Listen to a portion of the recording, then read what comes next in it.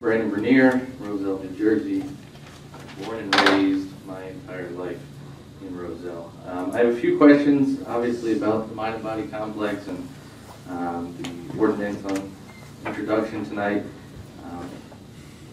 My main concern now is you passed an ordinance last year that guaranteed this project specifically the bonds up to $59 million. You passed a resolution a few months back that then I suppose changed the wording or modified the wording to $35 million, which is just the borough's portion.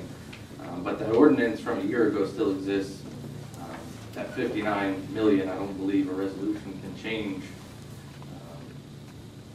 the ordinance. So now that we have this second ordinance guaranteeing the Board of Ed side of this for $35 million.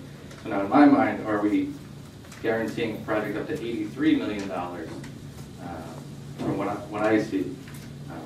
If I'm wrong on whether a resolution can change that ordinance, please correct me on that. You know, I'll echo what Denise said.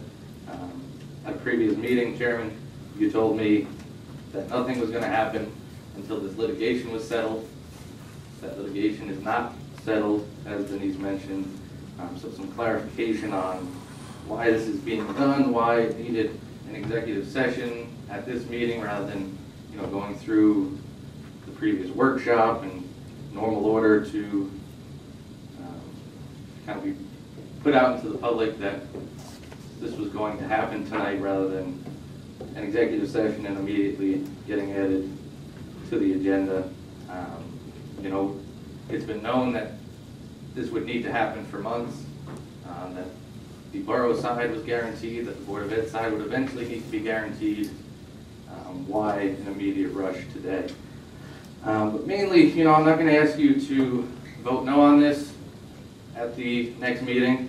I understand where this board comes from in that they see this as, you know, their role was to guarantee these bonds. Their role was not to decide whether or not Roselle is going to go forward with this project. So I understand that, and I understand why the majority of you will vote yes, have voted yes, and will vote on final reading. But what I will ask you to do is use your positions, your elected positions, and your voices for the people of Roselle to talk about this project as a whole, to look at the economic situation in Roselle, and to say, you know, yes, it's good that as a board you're going to guarantee these bonds and maybe save Roselle a couple of $1 million over the course of 30 years. Rather than paying $105 million, Roselle will pay $103 million. I understand that, but as freeholders, you have a position of power. People listen to you. So I would ask you to look at the entire project, the people of Roselle who over the last year have spoken in droves that they don't want this project. We had 2 councilwomen elected in June in the primary from column G against the Democratic machine in column A. They won that election because they said to the people of Roselle that they will be against this project and that they will fight to keep the people of Roselle in their homes. I don't think that could be understated.